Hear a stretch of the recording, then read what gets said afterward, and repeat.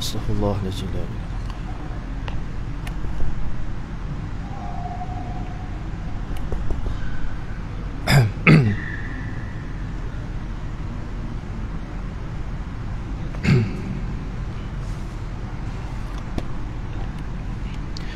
Assalamualaikum warahmatullahi wabarakatuh.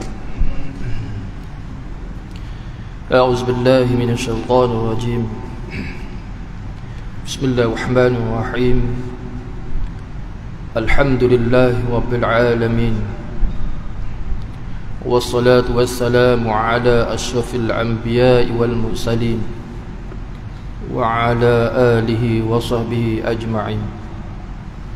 Qala bi sahli sadri wa yassir li amri wahlul 'uqdatam min lisani yafqahu qawli. Allahumma fiqhna fid din wa 'al ta'wil. Allahumma fiqhna fid din wa 'al ta'wil. Allahumma fiqhna fid din wa 'al ta'wil. Amin ya rabbal alamin.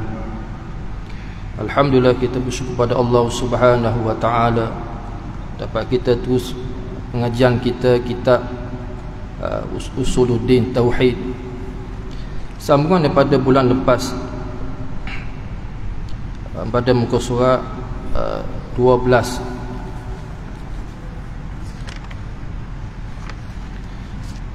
Qala musannif rahimallahu subhanahu wa ta'ala wa nafa'ana bi ulumihi wa fi ghaini rabbil alamin. Kata musannif dalam kitab Jalan Mustahil Tasalsul, yang kita sudah maklum pada bulan lepas, kita dah bincang apa dia ada jalan muttasil, mustahil tasalsul, dan dalil qidam Allah Subhanahu wa taala, dalil adanya Allah Subhanahu wa taala. Pada malam ini sambungan pada jalan mustahil tasalsul. Muslimin muslimat rahimallahu Subhanahu wa taala, tasalsul inilah panggil tidak ada penghabisan, iaitu tasalsul tidak penghabisan mustahil pada Allah Subhanahu wa taala kita. Kenapa dia? Kerana Tuhan sekalian ini, kerana Tuhan sekalian itu tentu yang sudah ada. Tuhan yang menjadi, Tuhan yang menjadi sekalian itu tentu sudah ada, dan tiap-tiap yang sudah ada tentu berbilang. Maksud sini ialah contohnya, tiap-tiap yang sudah ada tentu berbilang, dan tiap-tiap yang berbilang tentu berhabisan. Macam kita ni, kita asal kita daripada Nabi Adam AS, pasal putar habis alias kita ni anak cucu Nabi Adam AS. Baik, maksud sifat yang satunya ialah ketiga, baqaun.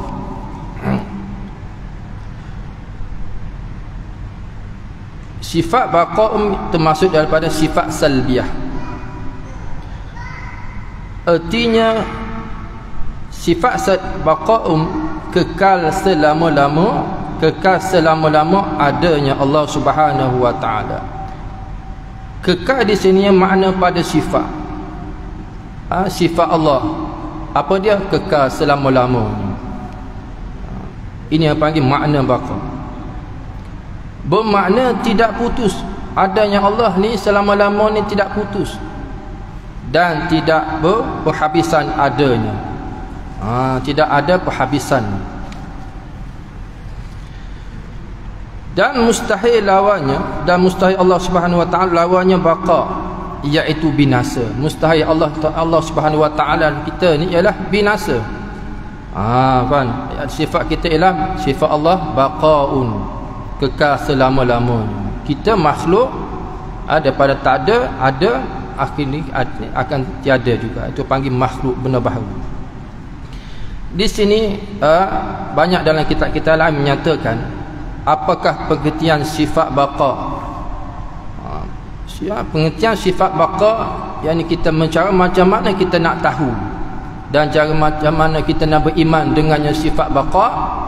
Dalil serta ada kesimpulan yang tentangnya. Yang pertama ulama menyusun dalam kitab di sini ialah wajib ke atas diri kita muslim-muslimah rahimahullah subhanahu wa ta'ala yang kita mukallaf ni mengetahui, kita tahu. Setelah kita tahu, kita beriktikad, pegangan kita. Setelah kita beriktikad bahawa dalam hati kita iktikad ialah wajib bagi Allah Subhanahu wa taala bersifat dengan baqa. Baqa maksud dia, makna dia kekal. Tidak ada perakhiran dia. Tu wajib kita kata dalam hati kita, wajib bagi Allah Subhanahu wa taala ni bersifat dengan baqa. Dan mustahil atasnya Allah bersifat dengan adam, yakni tiada, atau fana. Mustahil pada Allah taala juga sifat fana ialah binasa, ataupun musnah kita kata, faham, ataupun lenyap, mati. Itu mustahil pada Allah Subhanahu wa taala. Itu macam cara kita mengetahui dan kita beriman pada Allah Subhanahu wa taala. Maka di sini ulama datangkan ayat Quran dalam pengertian lain, ada juga dalam kitab lain kata al-baqa'u ba'dal fana'i syai'in. Yang kekal selepas yang lain binasa. Yang kekal ialah Allah Subhanahu wa taala, yang lain binasa makhluk Allah Subhanahu wa taala. Baik, kekal di sini baqa'un ni dalam kitab lain menyatakan ada dua jenis kekal. Faham? Yang pertama kekal hakiki. Kekal hakiki ialah hakiki ni panggil sebenar, yang kita sebut hakiki. Faham? Maknanya kekal hakiki, kekal yang sebenar.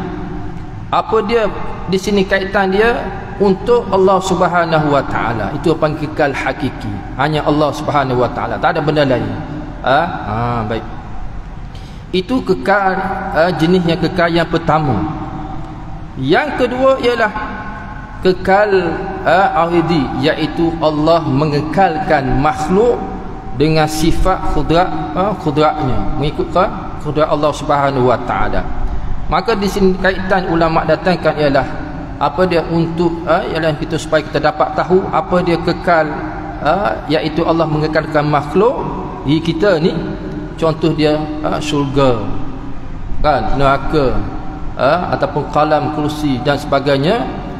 Ialah maka jasad para anbiya dan syuhada sama juga. Ini diizinkan oleh Allah Subhanahu wa taala. Ini apa yang kekal yang kedua. Akal fana juga diizinkan Allah Subhanahu wa taala.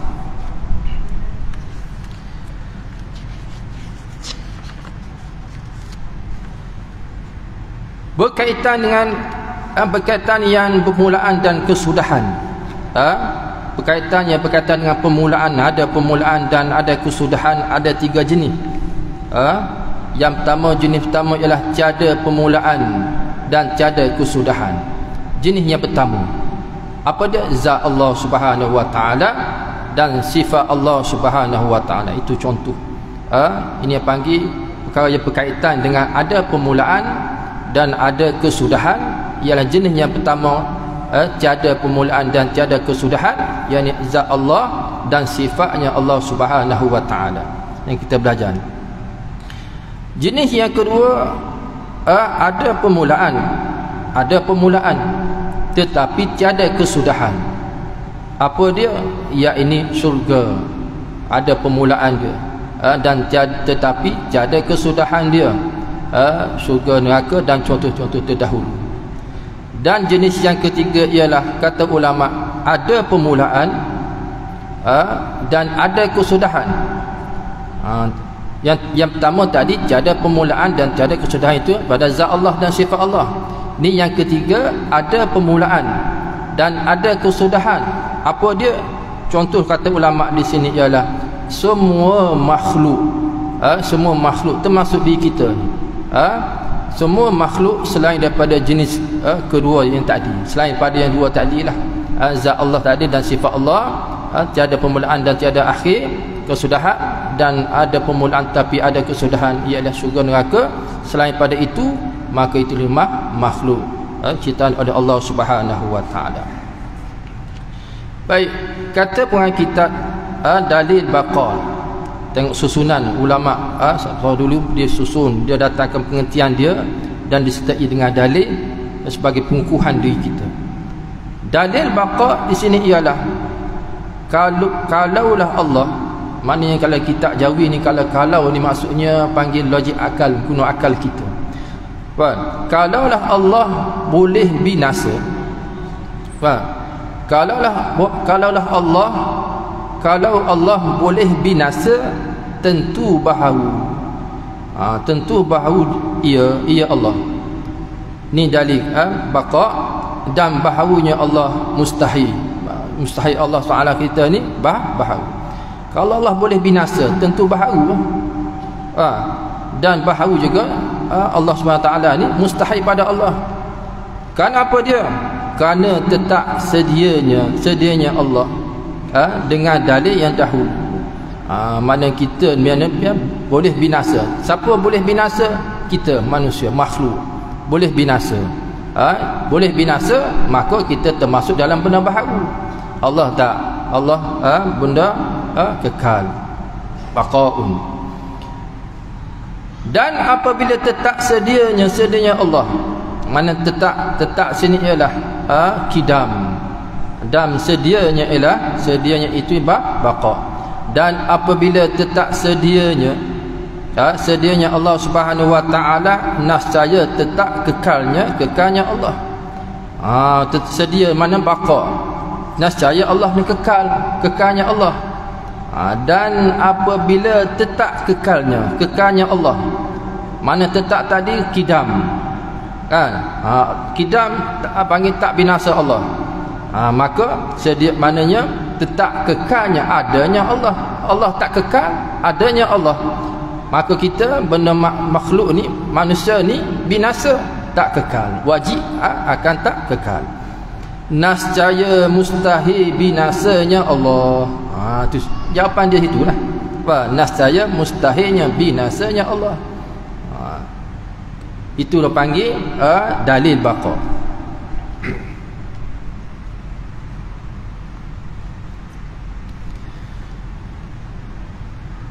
Kalau kita tengok dalil Al-Quran, satunya ialah wa yabqa wajhu rabbika zul jalali wal iqam, dan akan kekallah zat Allah, dan akan kekal zat Tuhanmu Allah Subhanahu wa taala yang mempunyai kebesaran dan kemuliaan. Ini dalil daripada Al-Quran, dan juga dalil wal awwal wa akhir, sama juga ni yang panggil dalil naqli. Dan juga saya satukan doa Nabi sallallahu alaihi wasallam sentiasa berdoa dalam selepas sembahyang ialah Allahumma antal akhir falaysa ba'da syai' falaysa ba'daka syai'un.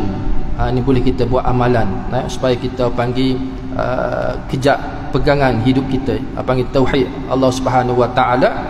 Allahumma anta, doa Rasulullah, Allahumma antal akhir falaysa ba'daka syai'un. Dalam bahasa Melayu, ya Allah ya Tuhanku, Engkau yang akhir, dan tidak ada sesuatu pun selepasmu Allah Subhanahu wa taala. Ini yang panggil doa yang dibaca oleh Rasulullah SAW. Maka sini istimak di kalangan ulama menyatakan bahawa Allah bersifat dengan baqaun.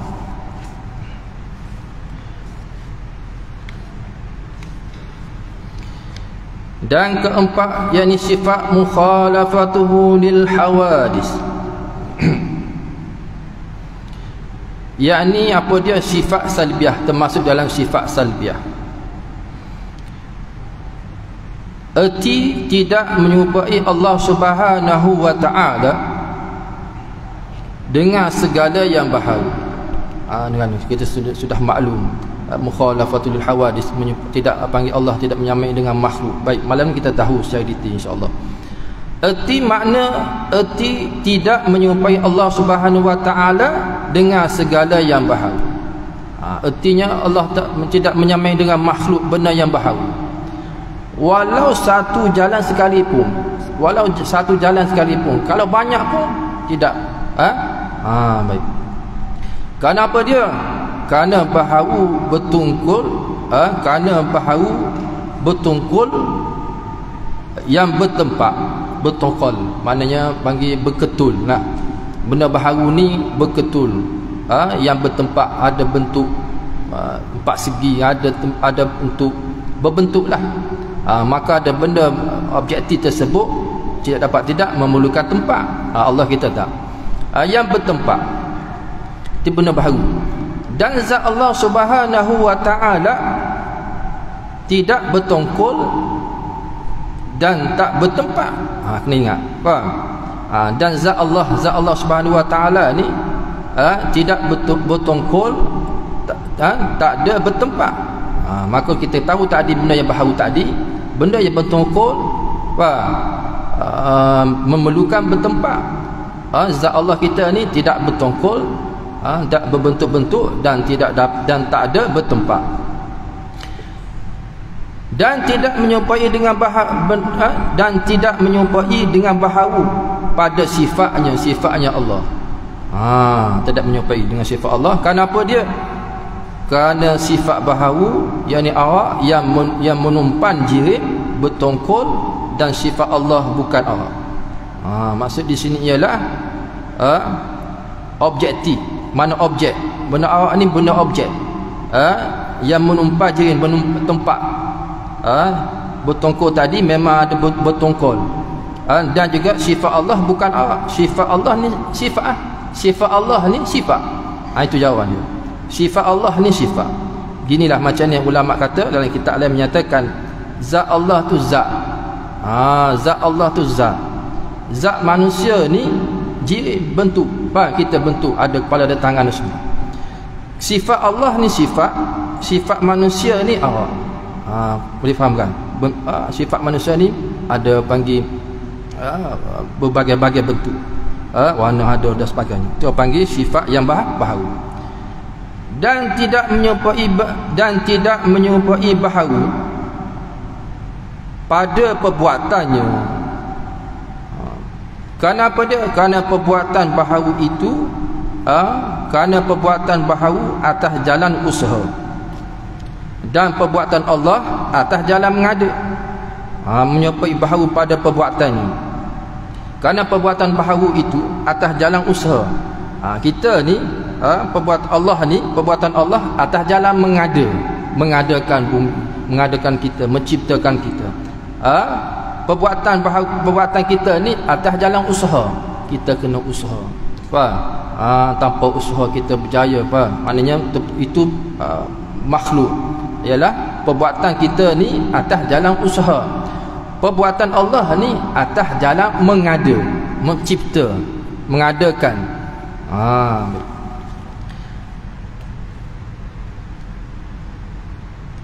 Allah, contoh, Allah membuatkan sesuatu daripada, Allah ni membuatkan sesuatu, mengadakan sesuatu daripada tiada kepada ada. Kalau kita ni makhluk ni, kita ni ialah menjadi sesuatu daripada ada kepada ada. Dan sebab contoh dia, kita buat satu benda, nak buat rumah, kan? Mesti ada kayu. Baik, kayu tu daripada mana? Pokok tu daripada mana? Siapa? Allah Subhanahu wa taala. Dia dapat tidak kembali kepada Allah. Tu panggil apa dia tadi? Perbuatan atas jalan usaha. Maka dapat tidak akan bertemu yang menciptakan, yang mengadakan, yakni Allah Subhanahu wa taala. Dan kalau terlintas di hati, kalau terlintas di hati kita dengan kalau Allah tidak berjering bertongkol, ni melintasan benda yang panggil mainan syaitan. Faham? Kita dah belajar tahu gini-gini sifat mengenai Allah Subhanahu wa taala, wujud dan bakat dan selainnya. Maka di sini ulama kata, dan kalau terlintas di hati kita, lintasan di hati kita, duk main dalam perasaan kita, kalaulah Allah tidak berjering dan bertongkol, dan tidak ada yang menumpan tongkol, maka semacam mana pula hakikat zat Allah yang sebenar? Ni untuk orang Syekhuna tu saya pesan kata, kita nak jawab macam mana kalau tanya, kalaulah Allah ni tidak berjering, tidak bertempat, tidak bertongkol, panggil berbentuk-bentuk, dan tidak berbentuk panggil, tidak ada makan tempat ruan, masa dan sebagainya, maka macam mana pula hakikat zat Allah? Nak tahu sampai tahap tu, maka kita jawablah Allah ni tidak berjering, tidak bertongkol, dan juga Allah, kita jawab dengan keadaan Allah tidak tak macam kita, tak macam makhluk. Nak kuat lagi kita datangkan dalil. Di sini kata macam mana pengertian kita sifat mukhalafatul hawadis, dan macam mana kita nak mengetahui dan juga beriman kepada dengannya. Ialah sertakan dalil di sini ialah wajib kata hadis kita, wajib bagi Allah, kita dalam intikad dalam pegangan kita ialah wajib bagi Allah Ta'ala bersifat dengan mukhalafatul hawadis. Itu wajib, bersifat dengan mukhalafatul hawadis, yakni berlawanan dengan segala yang baharu dan tidak serupa dengan segala yang baharu, yakni makhluk kita lah. Dan dalam hati kita, dan mustahil datangkan dalam hati ialah, dan mustahil atasnya Allah bersifat dengan mumatsalah bil hawadis, mumatsalah lil hawadis, yakni serupa dengan segala yang baharu, yakni makhluk. Maka kita pegang dalam hati kita, wajib bagi Allah Ta'ala ni bersifat dengan mukhalafatul hawadis, berlawanan dengan benda yang baharu.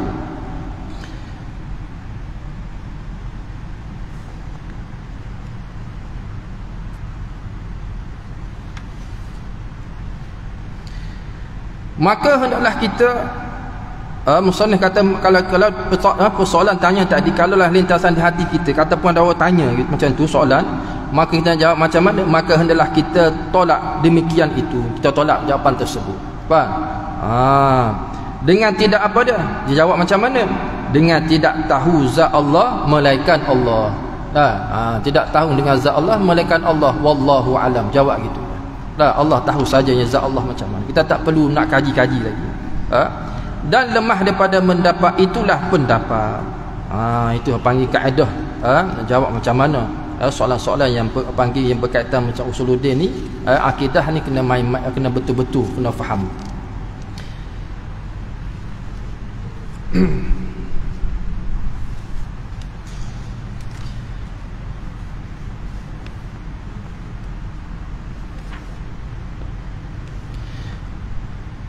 Dan di sini kata ulama, keadaan tidak sama Allah Subhanahu wa taala dengan segala yang baharu ni, yakni makhluk dari segi zat dan dari segi sifat dan perbuatan adalah seperti yang berikut. Yang pertamanya, dia tak sama dengan makhluk ni ialah benda yang baharu. Yang pertama, zat Allah Subhanahu wa taala. Zat Allah ni tidak berjering dan tidak memerlukan lapang, tak memerlukan lapang, tak perlu tempat bertempat, dan seperti yang panggil seperti batu, tumbuhan, dan tidak mempunyai tumbuh daging, darah dan sebagainya, kulit tisunya tidak mempunyai anggota badan.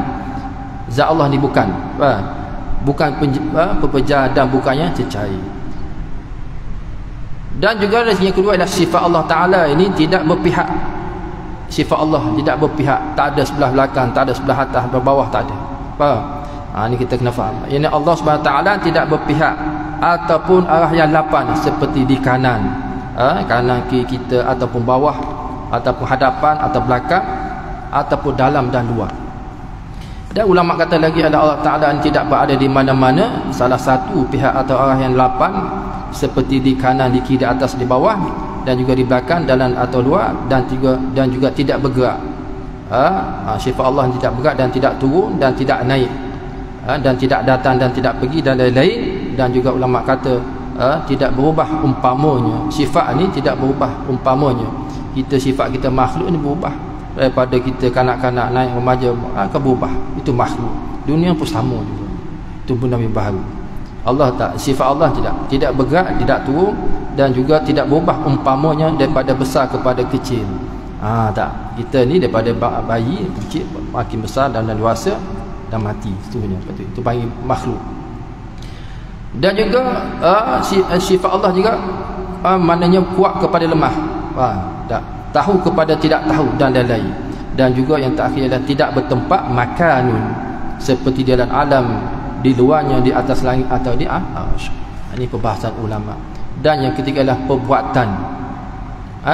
Dan juga sifat Allah ni tidak terikat dengan masa, tak ada.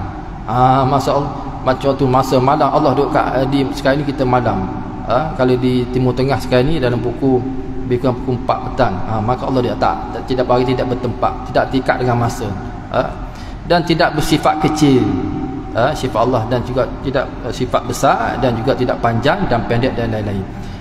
Dan juga perbuatan, dari segi tiga ulama dia secara detail supaya kita dapat faham, ialah perbuatan Allah Ta'ala ni boleh memberi bekas, perbuatan Allah, dan juga tidak memerlukan alat atau perkakas, dan tidak memerlukan pembantu. Allah tidak memerlukan bantu, kita memerlukan bantuan.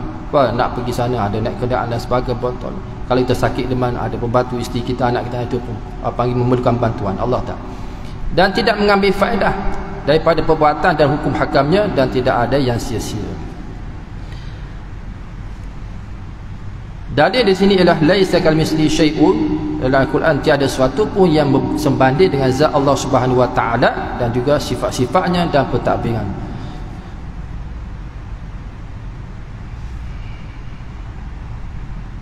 Dalil mukhalafatul hawadis, kalau menyerupai Allah Subhanahu Wa Taala,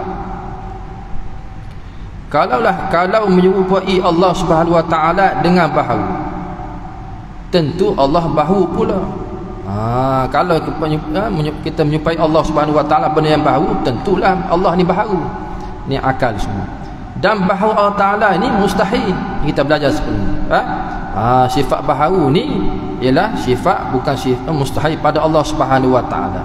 Hanya baharu ni pada makhluk. Kerana apa dia? Kerana Allah Ta'ala tetap sedia. Bakok tadi, faham? Sedia kali. Tetap kerana Allah Ta'ala ni tetap sedia dengan dalil yang telah lalu, maka tetaplah Allah tidak menyerupai akan yang baharu. Bakok tadi kekal kan. Dan mustahil Allah Ta'ala ni lawannya, iaitu menyerupai Allah Ta'ala akan benda yang baharu. Yang Allah tidak menyerupai yang baharu. Yang kita sudah maklum tadi, laisa kamitslihi syai'un tadi. Itu dari Al-Quran salah satunya. Maka ini istimewa ulama menyatakan bahawasanya mengatakan bahawa Allah Subhanahu Wa Taala ini tidak serupa dengan segala makhluk. Ini istimewa ulama. Dan juga berdasarkan di sini ialah jika Allah Ta'ala dalil akli, jika Allah Ta'ala ni serupa dengan sesuatu yang baharu, yakni makhluk, tentulah Allah Ta'ala itu juga adalah baharu. Dalil akli kita, ia adalah mustahil kerana Allah ni sifat kidam. Kita ingat, kerana Allah ni bersifat dengan sifat kidam dan sifat baqa yang dimiliki oleh Allah Ta'ala. Sifat Allah Ta'ala tadi, dua-dua tadi yang kita sudah baca sebelum. Ia membuktikan bahawa dalil dua tadi membuktikan Allah Ta'ala itu bukan makhluk. Sebelum di situlah akhir sekali Allah Ta'ala kita ni bukannya makhluk, bukannya benda yang baharu, berdasarkan kita tengok pada sifat kidam dan sifat baqa. Setelah kita tahu bahawasanya, kita yakin bahawasanya telah sabit, yang panggil tetap, dan kita nyata bahawa Allah Ta'ala ini bersifat dengan sifat mukhalafatul hawadis, iaitu Allah Ta'ala sama sekali tidak serupa dengan segala yang baharu, yakni makhluk, melalui dalil nakli, yakni nas, dan dalil akli, akal, maka kita gabung dua-dua dalil tadi, maka mustahillah sifat mumatsatul hawadis, iaitu serupa sama dengan segala yang baharu makhluknya atasnya Allah Subhanahu wa taala. Boleh kita panggil kidam dan baqa. Maka musannif dalam kitab menyatakan pengingatan, suruh ingat, panggil tahzik, pengingatan supaya kita ni kejap akidah kita. Apabila datang Quran atau hadis yang beri faham, waham di sini salah sangka, menyerupai Allah Subhanahu wa taala akan yang baharu, seperti Ar-Rahman 'alal 'arsyis sawa. Yang kita sudah maklum. Perbahasan dia panjang sikit, tapi parti ni dia ambil ringkas. Baik, untuk kita perkara awam ni kita tahu yang ni pun alhamdulillah. Artinya Tuhan yang rahmatnya di atas arah yang tertinggi. Maka zahir ini, ayat ni, ayat yang baca Quran tadi, ayat ini Allah berpihak iaitu bertinggi di atas arsy. Kalau ikut ayat-ayat ayat Quran tadi, zahir tadi. Baik. Maka mazhab salaf, ulama dahulu dah berkata kami tidak faham. Kami sini mazhab salaf, kami tidak faham kehendak pihak tertinggi itu. Tak faham. Bahkan maksudnya maksud ayat tersebut berterserah kepada Allah juga. Tu ulama mazhab salaf, dia tak faham, wallahu alam. Dan juga ayat tersebut dia berserah pada Allah Subhanahu wa taala. Dan mazhab khalaf ialah ulama yang di belakang mutaakhir ni, ditakwilkan, kita lah sekarang ni, ditakwilkan pada maksud ayat ini, iaitu Allah memerintah dan memiliki arsy. Maka kita faham ayat ni, maka ditakwilkan. Mana kita bukan kita takwil, kita ambil daripada ulama yang takwil ayat tersebut. Kita tak boleh pandai-pandai, tak boleh. Ambil daripada kata ulama dalam tafsir dia banyak. Kena faham, panggil idahul mutafsir, banyak belajar tentang kaedah-kaedah ulum tafsir. Jadi kita awam ni tahu ni, kita pun ambil yang mazhab khalaf. Yang ni kita ikut ulama takwilkan ayat panggil Ar-Rahman 'ala 'arsy istawa tadi ialah Allah memerintah dan memiliki arsy. Itu panggil dalam kitab. Baik.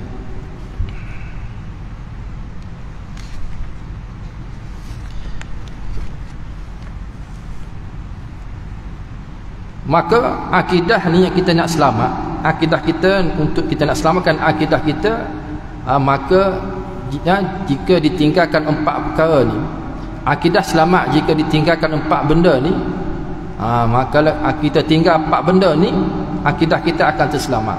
Kata ulama, yang pertama ialah jangan ada persoalan aina, di mana, aina Allah, di mana Allah. Jangan tanya. Ni dalam kitab ulama. Nak selamat akidah kita, 4 benda ni jangan kena betul-betul kita kena, jika ditinggalkan, kena tinggal. Jangan kita simpan dalam kepala kita duk tanya masih menggunakan lagi 4 benda ni. Yang pertama ialah aina, di mana, ataupun kaifa, bagaimana, mata, bila, ataupun kam, ni dalam bahasa Arab lah. Aina dalam bahasa Arab, kalau bahasa Melayu di mana. Kalau kaifa, bagaimana, ataupun mata, bila, dan yang keempat sekali kam, berapa. Kerana 4 benda ni hanya melibatkan makhluk. 4 benda ni yang tanya di mana, berapa ni hanya untuk makhluk saja, bukan untuk persoalan dengan Allah Subhanahu wa taala. Maka ulama mengatakan di sinilah man taraka arba'a kalimatin kamula imanuhu aina wa kaifa wa mata wa kam. Ulama kata sesiapa yang meninggalkan bertanya tentang 4 perkara, sempurnalah imannya, iaitu di mana Allah. Di mana Allah, tak perlu tanya kita di mana Allah, tinggal. Dan bagaimana keadaan Allah, dan bila adanya Allah, dan berapa bilangan Allah Subhanahu wa taala. Ni kata ulama. Jika ada yang bertanya Ada lagi masih bertanya lagi. Sedikit lagi kan. Jika ada yang bertanya kepadamu, di mana Allah? Macam mana kita nak jawab? Aina, di mana Allah? Setelah kamu belajar gini, mana Allah? Kita jawab macam mana? Ulama ajar di kita adalah jawab, laisa fi makanin wa la yamurru alaihi zaman. Laisa fi makanin wa la yamurru alaihi zaman. Baik, susah dalam bahasa Arab kan. Apa sebenarnya kita jawab macam mana? Jawab, Allah tidak berada pada sesuatu tempat. Allah Subhanahu wa taala tidak berada pada suatu tempat dan Allah tidak terikat dengan masa kepadanya. Jawab gitu. Ni yang panggil. Baik, tadi saya serupa nak sebut. Kalau kaedah kita panggil yang memula tasassul tadi. Ini apa yang berpasan dengan panggil orang yang Yahudi Nasrani kan, dia tanya apa dia? Yesus tersebut anak Allah. Tanya, ya anak Allah. Maka dia anak Allah maksudnya ada bapa. Ayah bapa kepada Allah tu siapa pula? Maka kita panggil itu panggil tasassul. Kalau kita bercakap dengan berhujah dengan baik, maka tidak last sekali tak dapat jawab. Ni kena mendalam bab-bab ni. Baik. Jika ada yang bertanya kepadamu bagaimana keadaan Allah, tadi kalau orang tanya di mana Allah, kita jawab tadi Allah tidak berada pada suatu tempat dan Allah juga tidak terikat dengan pada masa-masa kepadanya, dengan masa kepadanya, tidak ada tempat masa. Baik. Jika ada yang bertanya lagi, ulama membahaskan ialah jika ada yang bertanya kepadamu bagaimana keadaan Allah, kaifa, bagaimana, maka bacalah firman Allah Subhanahu wa taala. Maka kita baca firman ayat Quran, bunyilah laisa kamitslihi syai'un. Jawab gitu.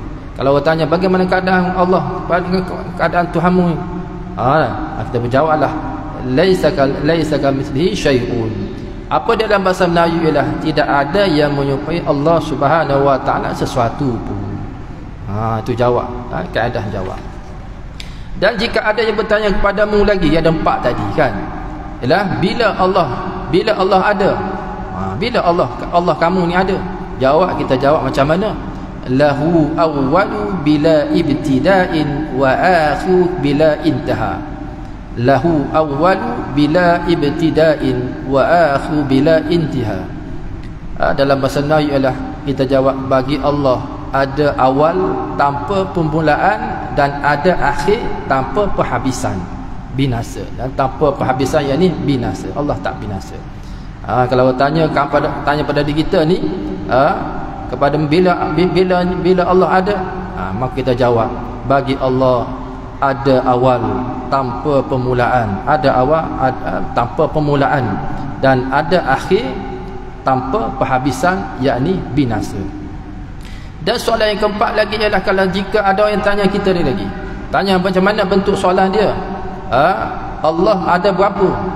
Sedap dia. Allah ni ada berapa?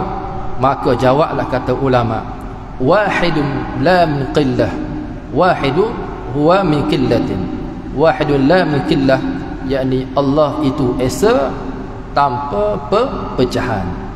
Allah itu esa tanpa ada pecahan. Kemudian bacalah firman Allah Subhanahu wa taala, qul huwallahu ahad. Katakanlah wahai Muhammad, Allah adalah esa. Allah tidak berbilang-bilang, yang kita sudah belajar sebelum ini. Baik. Maka di sini ulama kata tambih, peringatan bagi kita wajib takwil kepada terhadap nas-nas yang boleh membawa kepada tasbih ataupun tajsim. Makna takwil ayat Al-Quran mengikut ulama-ulama mentafsir, kita ikut apa yang ulama dah buat, maka kita ambil yang tu. Tak boleh guna panggil zahir ayat tersebut, takut jadi rosak akidah kita. Ini kena betul-betul kita kena faham bab usuluddin ni, bab akidah. Kelima, qiyamu bi nafsihi, yakni syifa salbiyah. Maka kita berhenti kat sinilah. Ya, kita jauh ni lama ni, kita kena betul-betul perhati, tengok satu-satu. Baik. Yang terakhir sekali ialah satu peringatan dalam kitab ni adalah kata Allah bukan di langit. Ni bahasa satu-satu Maknanya Allah bukan di langit dan tidak mempunyai anggota badan. Ketahuilah bahawa i'tiqad al-sunnah wal jamaah suci daripada meyakini Allah bertempat termasuk di langit dan beranggota badan, kerana ia membawa kepada merupakan Allah dengan makhluk. Yadullah fawqa aydihim tu. Faham? Tu kena panggil, kena tahu juga. Dan mengatakan Allah ada anggota badan seperti makhluk tajsim. Dan juga langit adalah kiblat.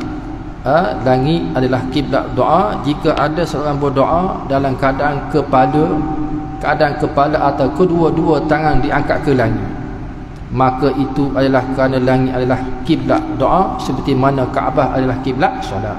Mana kita angkat tangan ke langit kan.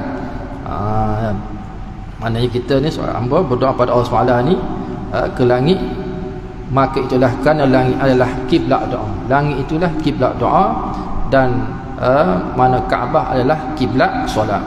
Maka di sinilah yakinlah bahawa Allah Ta'ala ini tanpa tempat dan bukan di langit, dan Allah tidak mempunyai anggota badan seperti tangan, muka, telinga, mata dan lidah dan sebagainya. Itu panggil semua benda yang baharu yang kita sebut tadi, mukhalafatul hawadis. InsyaAllah mudah-mudahan apa yang kita pinjam pada malam ni, kita mengenal Allah Subhanahu Wa Ta'ala dengan yakin, dengan sempurna. Kita ikut ulama-ulama dan kitab-kitab ulama, mendapat keberkatan sama-sama kita. Itulah panggil di antara kita solat maghrib dan isyak, itulah masa kita nak belajar. Faham? Nak makan kita siang pagi kita kerja, hujung minggu pun ada hal lain dan sebagainya. Maka kita ni kena ada jadual. Hak Allah, hak masa Allah bagi, masa kita ruan itu hak. Sekarang ni masa kita berada di rumah Allah Subhanahu Wa Ta'ala, itu menekan Allah sayang diri kita. Maka jangan habiskan masa kita berabdikan kepada Allah Subhanahu Wa Ta'ala, insya-Allah yang baik daripada Allah Subhanahu Wa Ta'ala. Yang tak sampai itu kelemahan saya sendiri, wallahu alam. Bismillahirrahmanirrahim. Fa fahamnaha Sulaiman wa kullan atayna hukman wa ilman wa saqana masbina wa kunna fa'ilin. Rabbana atina fid dunya hasanah wa fil akhirati hasanatan wa qina adzabannar. Subhana rabbika rabbil izzati amma yasifun wa salamun alal mursalin walhamdulillahi rabbil alamin. Assalamualaikum warahmatullahi wabarakatuh.